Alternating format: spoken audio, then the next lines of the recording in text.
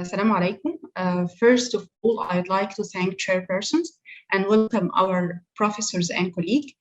A continuation of our journey with the diabetes, we have two very interesting cases regarding if there is a crosstalk between diabetes and endocrinopathy. Our first case, Ahmed, is 55 years old male patient, came to your clinic complaining of easy fatigability, decreasing concentration, and gaining in weight. He was previously diagnosed to be a pre-diabetic and was on metformin and diet therapy.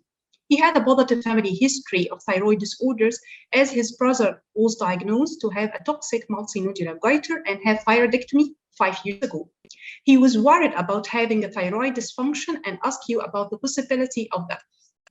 By examination, the vital signs were normal and the BMI, overweight, head and neck showing palpable thyroid swelling with no lymph node enlargement, chest and heart and abdomen neurological examination, extremities were free.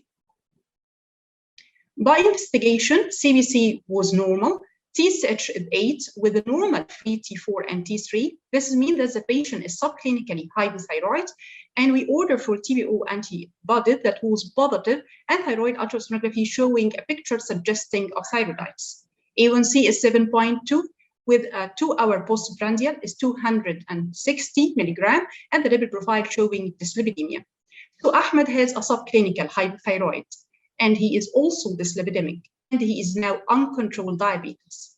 So the first question here, if there is a crosstalk between a diabetes and thyroid disease, how does diabetes affecting the thyroid and what are implications of thyroid disorders in a glycemic control?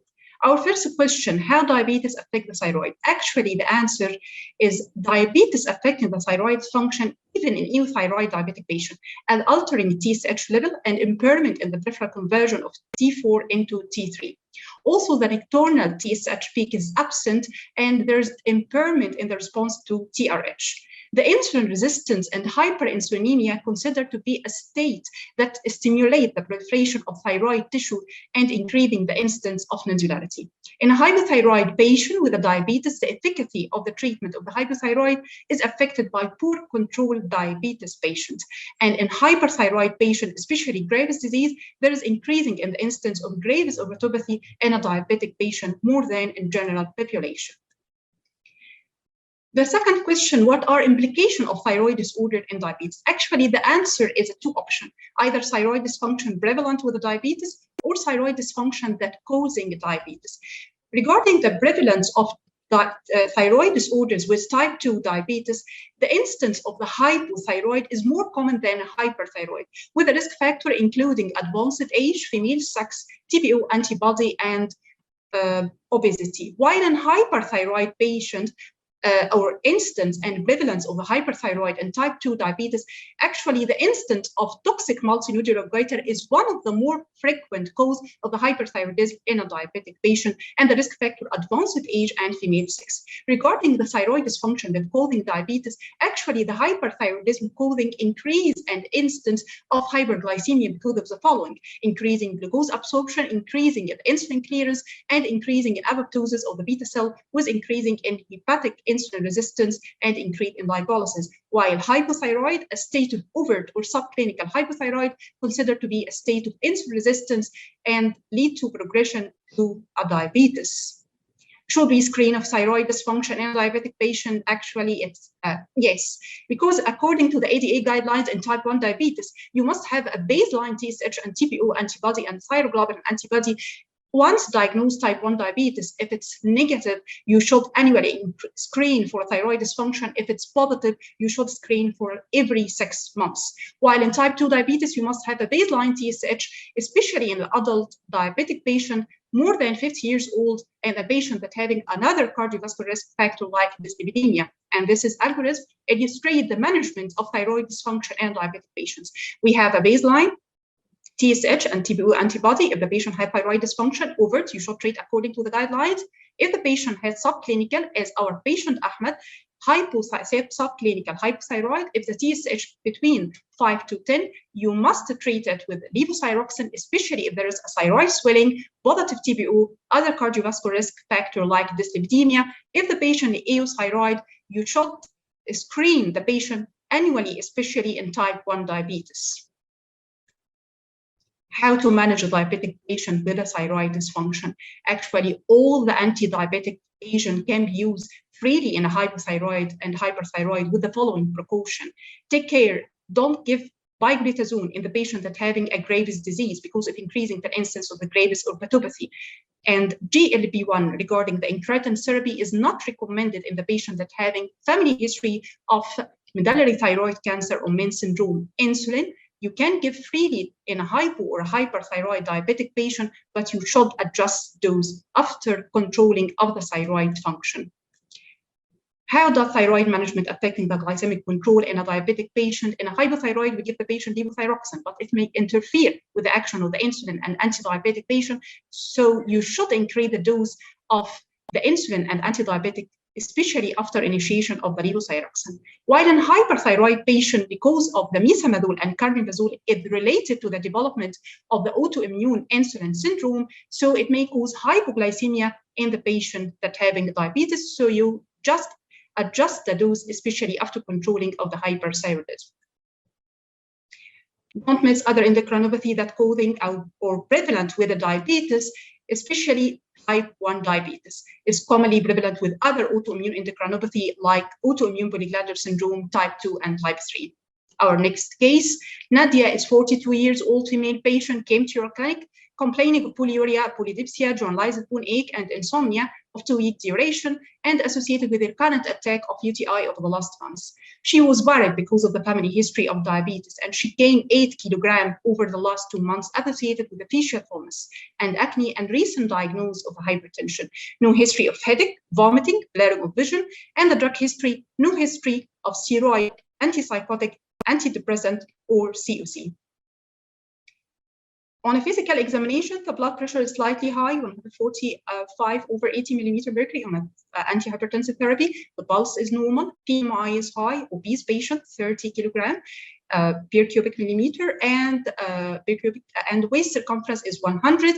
The face is plethoric and cushionic with the percent of the supraclavicular and dorsoclavicular accumulation of the fat, abdomen showing a truncal obesity with trirobra more than 2 centimeters on the abdomen, with a neurological examination revealing that there is a proximal myopathy. Lab investigation showing CBC, there is increasing in TLC with a neutrophilia with no shaft, creatinine, urea, and estimated GFR were normal, potassium 3.4, which is slightly low, sodium and calcium and phosphorus normal, vitamin D insufficient with a DEXA scan showing osteopenia, thyroid and prolactin function normal, A1C is 8 and the random is 280 with a pregnancy test that was negative. The first question here, what is the cause of diabetes in that lady? How to diagnose and how to manage? We should exclude Cushing in that lady as one of the endocrinopathy that causing diabetes. And we all know the endogenous Cushing syndrome, either ACTH dependent or ACTH independent, or patient that having pseudo-Cushing. Don't miss if the patient uncontrolled diabetes, or obese patient, or having a depressive disorder, or psychiatric disorder, or a chronic illness, you should exclude the non-neoplastic hypercortisolism. So, how to diagnose our case? According to this diagram, you should confirm that the patient had a Cushing by one of the following 3 tests. One of them is low dexamethasone suppression test. Actually, in that case, we need to have the standardized 2-day low dexamethasone suppression test or CRH dexamethasone suppression test to exclude between the true Cushing and the pseudo-Cushing, and or 2 positive tests of 24-hour urinary-free cortisol that must be more than 3 upper limit of the normal, or 2 positive tests of late-night salivary cortisol level. If it's abnormal, you will confirm that the patient had a Cushing syndrome. Then if it's ACTH dependent or ACTH dependent according by measuring the plasma ACTH level, if it's low, so it is ACTH independent, adrenal cause, or more than 15 picogram per milli, so it is either ACTH dependent Cushing disease, pituitary tumor, or it is ectopic ACTH. We can differentiate by using high dexamethasone suppression test. If there is a suppression, so this means that the patient had a Cushing disease, so you must localize your tumor using pituitary MRI, especially if the patient having adenoma more than 6 millimeter. If it's low than 6 millimeter, you must have invasive method like bilateral inferior petrosal sinus sample. So our patient Nadia, the lab result showing that increasing in the level of the serum cortisol AM and PM with loss of circadian serum cortisol 8 a.m. after 2-day dexamethasone suppression test, failure of suppression, this is mean confirming that she has a Cushing syndrome. Even the 24-hour urinary free cortisol is more than 3 upper limit of the normal, and the serum ACTH is high. So the serum cortisol 8 a.m. after 8 milligram overnight, or the high dexamethasone suppression test showing a suppression. This is mean that the patient has a Cushing disease, and after that we have MRI pituitary that showing a microadenoma. So the treatment of our case, mainly transsphenoidal surgery by expert neurosurgery is recommended, but we need to control the hyperglycemia actually before the operation. This is the most important question, how to manage diabetes secondary to Cushing disease. The treatment, mainly all the anti-diabetic medication can be given in patients that having a Cushing disease, metformin, sulfonylurea with the precaution of pioglitazone, that not recommended in the patients that having Cushing because of increasing in the weight gain and edema, and not give cautiously also SGLT2 because of increasing susceptibility of the infection. Insulin is one of the therapies that is important as a preoperative therapy, or uncontrolled diabetes, especially basal bolus therapy. And lastly, the other endocrinopathy that causing diabetes, don't miss pheochromocytoma, primary hyperaldosteronism, and acromegaly. And our take-home message, the most common endocrinopathy with a diabetes is thyroid disorders. A screen for thyroid dysfunction should be done once in diagnosis of type 1 diabetes and after the age of 50 in type 2 diabetes. In management of hyperthyroid diabetic patient, pioglitazone is not recommended, especially in Graves' disease, because of increasing the risk of Graves' orthopathy. Cushing is one of the commonest endocrinopathy that causing diabetes. 2-day low dexamethasone suppression test is recommended as a screening test, especially in the patient that's suspected to have non-neoplastic hypercortisolism, especially in obese and non-diabetic patients. And thank you.